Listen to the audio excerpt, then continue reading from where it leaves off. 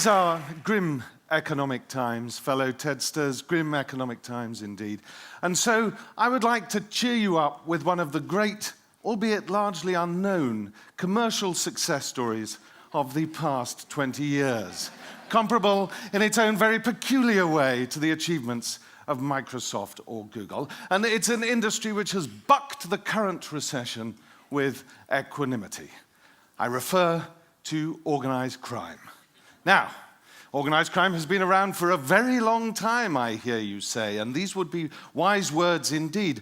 But in the last 2 decades, it has experienced an unprecedented expansion, now accounting for roughly 15% of the world's GDP.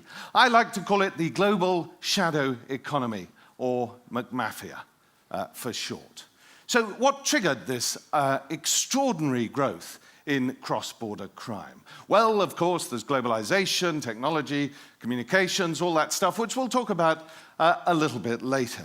But first, I would like to take you back to this event. The collapse of communism all across Eastern Europe, a most momentous episode in our post-war history. Now, it's time for full disclosure. This event meant a great deal to me personally. I had started smuggling books across the Iron Curtain to democratic opposition groups in Eastern Europe, like Solidarity in Poland, when I was in my teens. I then started writing about Eastern Europe, and eventually I became the BBC's chief correspondent for the region, which is what I was doing in 1989. And so when 425 million people finally won the right to choose their own governments, I was ecstatic. But I was also a touch worried about some of the nastier things lurking behind the wall. It wasn't long, for example, before ethnic nationalism reared its bloody head in Yugoslavia. And amongst the chaos, amidst the euphoria, it took me a little while to understand that some of the people who had wielded power before 1989 in Eastern Europe continued to do so after the revolutions there. Obviously, there were characters like this. But there were also some more unexpected people who played a critical role in what was going on in Eastern Europe, like this character. Remember these guys? They used to win the gold medals in weightlifting and wrestling every 4 years in the Olympics. And they were the great celebrities of communism with a fabulous lifestyle to go with it. They used to get great apartments in the center of town, casual sex on tap, and they could travel to the West very freely, which was a great luxury at the time. Now, it may come as a surprise, but they played a critical role in the emergence of the market economy in Eastern Europe. Or as I like to call them, they are the midwives of capitalism. Here are some of those same weightlifters after their 1989 makeover. Now, in Bulgaria, this photograph was taken in Bulgaria, when communism collapsed all over Eastern Europe, it wasn't just communism, it was the state that collapsed as well. That means your police force wasn't working, the court system wasn't functioning properly. So what was a businessman in the brave new world of East European capitalism going to do to make sure that his contracts would be honored? Well, he would turn to people who are called rather prosaically by sociologists privatized law enforcement agencies. We prefer to know them as the mafia. And in Bulgaria, the mafia was soon joined with 14,000 people who were sacked from their jobs in the security services between 1989 and 1991. Now, when your state is collapsing, your economy is heading south at a rate of knots. The last people you want coming onto the labor market are 14,000 men and women whose chief skills are surveillance, are smuggling, building underground networks, and killing people. But that's what happened all over Eastern Europe. Now, when I was working in the 1990s, I spent most of the time covering the appalling conflict in Yugoslavia. And I couldn't help notice that the people who were perpetrating the appalling atrocities, the paramilitary organizations, were actually the same people running the organized criminal syndicates. And I came to think that behind the violence lay a sinister criminal enterprise.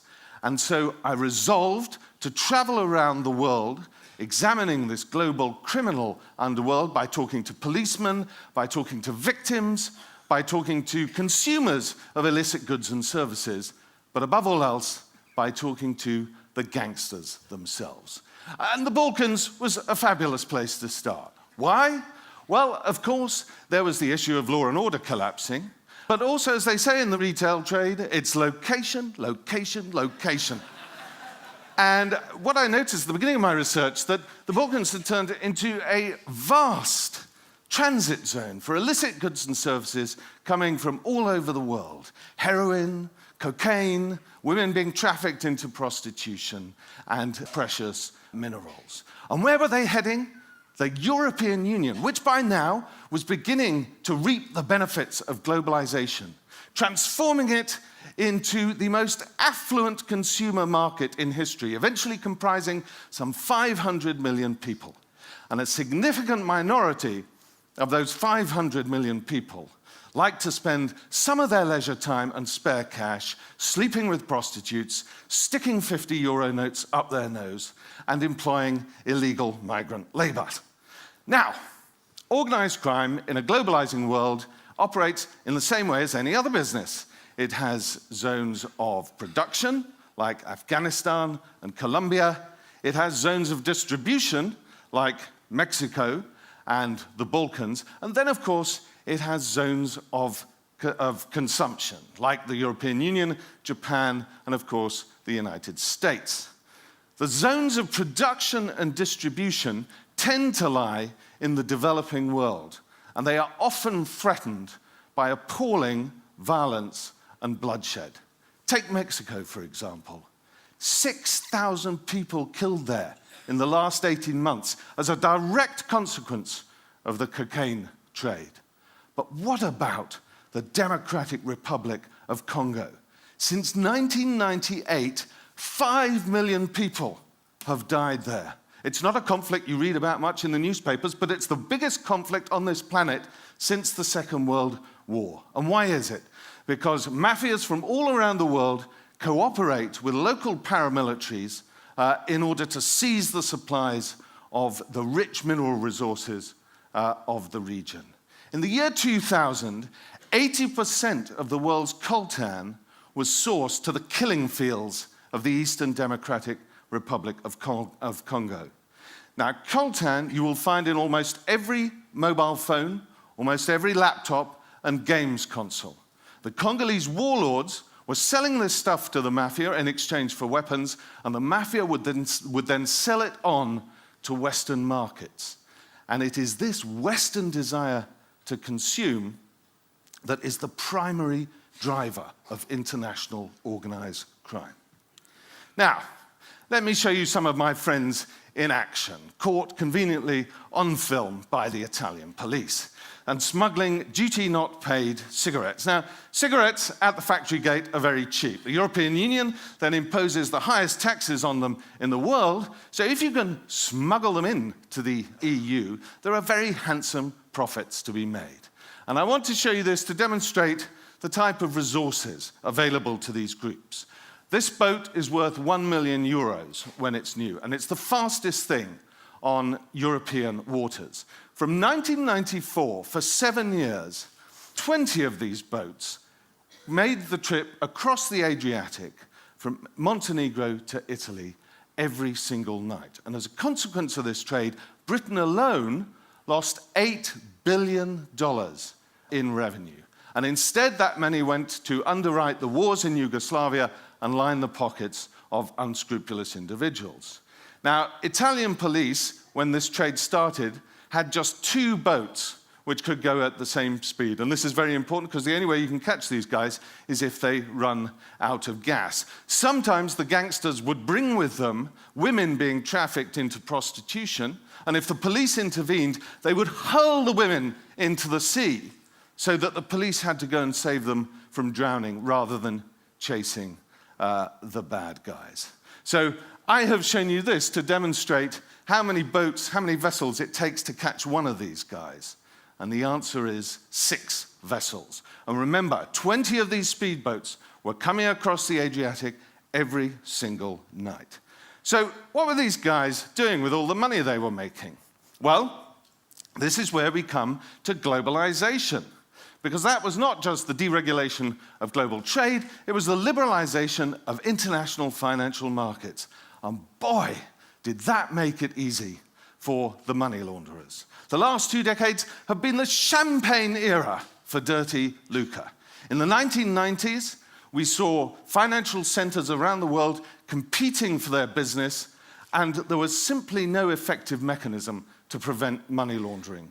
And a lot of licit banks were also happy to accept deposits from very dubious sources without questions being asked. But at the heart of this is the offshore banking network. Now, these things are an essential part of the money laundering parade. And if you want to do something about illegal tax evasion and transnational organized crime, money laundering, you have to get rid of them. On a positive note, we at last have someone in the White House who has consistently spoken out against these corrosive entities. And if anyone is concerned about what I believe is the necessity for new legislation, regulation, effective regulation, I say, let's take a look at Bernie Madoff, who's now going to be spending the rest of his life in jail. Bernie Madoff stole $65 billion. That puts him up there on the Olympus of gangsters with the Colombian cartels and the major Russian crime syndicates. But he did this for decades in the very heart of Wall Street, and no regulator picked up on it. So how many other Madoffs are there in Wall Street or in the City of London, fleecing ordinary folk and money laundering? Well, I can tell you, it's quite a few of them. Let me go on to the 101 of international organized crime now, and that is narcotics. Our second marijuana farm photograph for the morning. This one, however, is in central British Columbia, where I photographed it. It's one of the tens of thousands of mum and pup grow-ops in BC, which ensure that over 5% of the province's GDP is accounted for by this trade. Now, I was taken by Inspector Brian Cantera of the Royal Canadian Mounted Police to a cavernous warehouse east of Vancouver to see some of the goods which are regularly confiscated by the RCMP from the smugglers who are sending it, of course, down south to the United States, where there is an insatiable market for BC bud, as it's called, in part because it's marketed as organic, which of course goes down very well in California.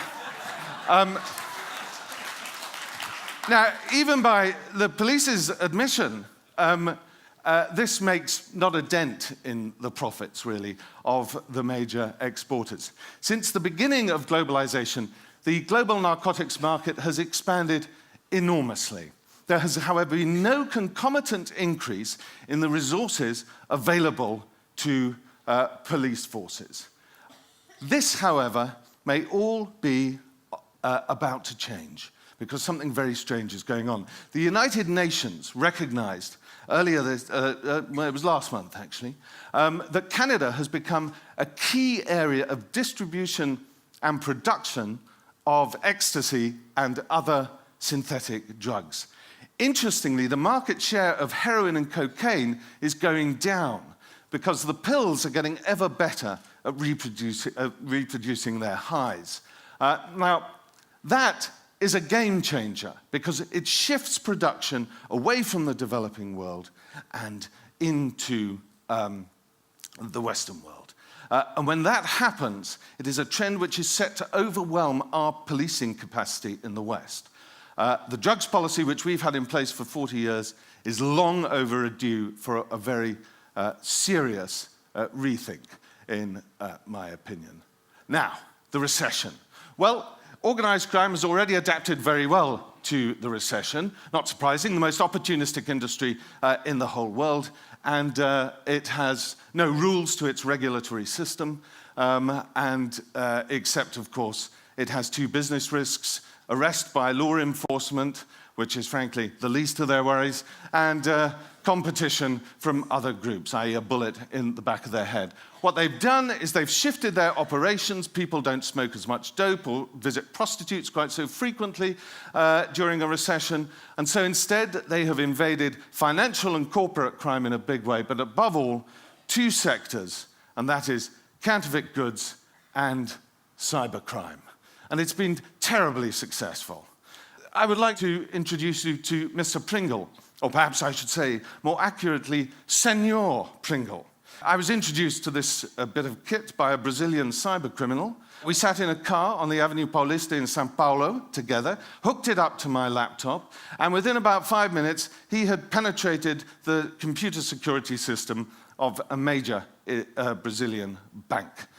It's really not that difficult. And it's actually much easier because the fascinating thing about cybercrime is that it's not so much the technology. The key to cybercrime is what we call social engineering. Or to use the technical term for it, there's one born every minute.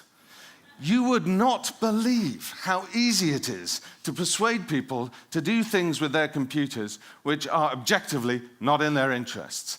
And it was very soon when the cybercriminals learned that the quickest way to do this, of course, the quickest way to a person's wallet is through the promise of sex and love. I expect some of you remember the I Love You virus, one of the very great worldwide viruses that came on. Now, I was very fortunate when the I Love You virus came out because the first person I received it from was an ex-girlfriend of mine. Now, she harbored all sorts of sentiments and emotions towards me at the time, but love was not amongst them.